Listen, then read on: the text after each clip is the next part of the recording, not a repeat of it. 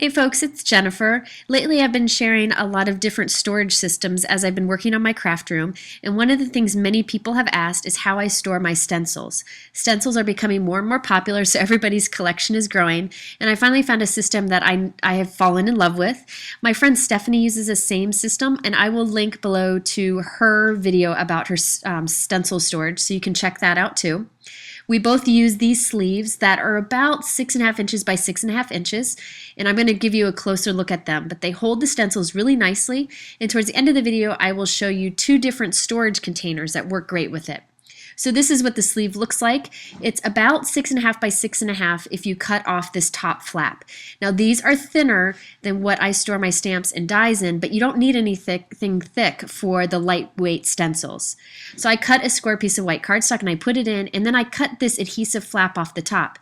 You could keep the adhesive flap if you want to, but I don't really think it's necessary with the stencils because they stay in just fine. So this is what it looks like after I've cut that flap off. I leave a little bit of that plastic sticking out of the top just to protect the cardstock in there. But you end up with about 6.5 by 6.5.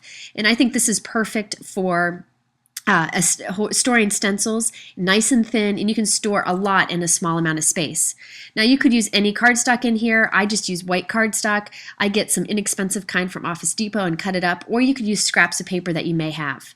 Now I use my label maker, which I'll link to below. It's the Brother label maker to make my labels here, but you could also just write the name on the white cardstock if you wanted to. You can see how nice and thin it is, nice and slick, and it just stores nicely. So I have a bunch of stencils, and look at it, doesn't take up much space at all. I have them broken up into categories, which I'll show you in a little bit in the video, and I'll show you different containers that I use. There's a couple that I think would work for you, so I'm going to show you both of them. Now I wanted to also show you Memory Box and some other stencils are bigger than other stencils. Like Memory Box has a tab that sticks off the top. I just cut it off because really there's no information on it, and then they fit nicely into these pockets. Now the Tim Holtz stencils are taller, and I'll show you. I have them sticking in the side of my container, and I have a ring containing them. So I'll show you that in a moment. Now this is the size of the pocket. It's about 6.5 by 6.5. It's a really good size because most stencils are 6 by 6. Next I wanted to show you the categories, and then I'll show you the different containers that I found that were good. Now categories, this is totally up to you, what works best for you, but people have asked what I do, so I wanted to share it. I have a few different ones here, and this seems to be working really well for me. The first category is elements. Basically, these are just images, single or multiple images like the feathers here, where you can just do those little elements on cards. So I've got feathers, and I've got butterflies, and I've got flowers, different things like that, where it's not really a background, but just elements that you can put onto your project. After this, I have various backgrounds. So one of the categories of backgrounds is geometric backgrounds. So things like dots or patterns or zigzags or chevron or any type of kind of geometric pattern. After that, I have floral backgrounds. So in there I have things like you see here that are kind of softer images. They're not exactly all floral, but that category name seems to work for me. So I have lots of the prettier, softer type of backgrounds in the floral background category. After that, I have other backgrounds, so just anything else that doesn't fit in the other two categories, lots of random patterns and fun backgrounds.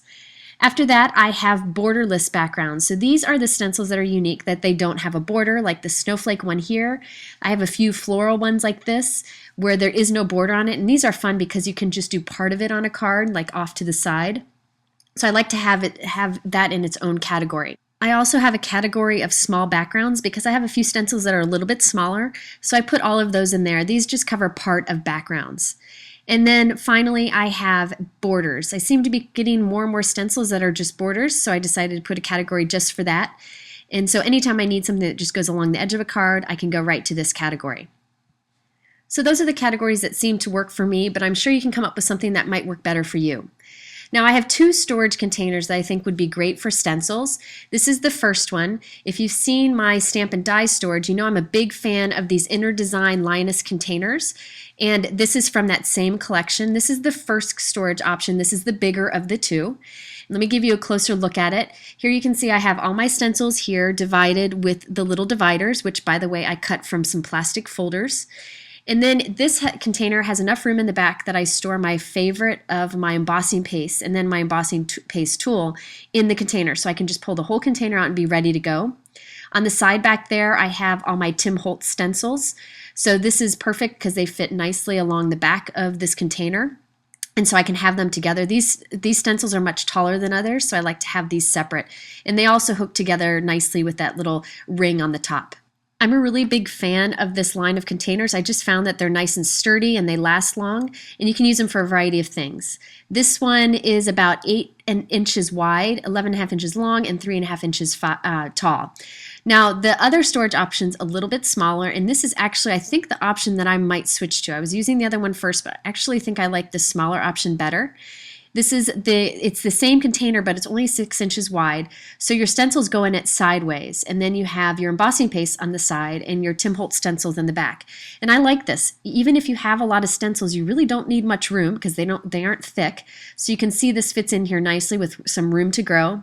And I just put my white and my translucent embossing paste in there. The rest of my embossing pastes are in a storage container or another drawer, but it's nice to have my two that I use the most in with this container. But either of these containers is fine. With this smaller one, you do have to put the stencils in sideways like I did here, but I really like it this way. But I encourage you to do a search for any kind of container that you may already have. Anything that would hold something that's about 6.5 inches wide would be perfect for this stencil storage. So this container is the same size as the other one, but only 6 inches wide. So there you have how I store my stencils. It's really working well for me. I've been doing it for a while. I wanted to make sure I liked it before I shared it with you. Again, I have all the links below in my YouTube description, or I have much, much more information over on my blog. I encourage you to check it out. I'll have a link right here in the corner, and I'll have lots of other links for stencil ideas and other storage solutions. Thanks so much for watching. We'll see you again next time.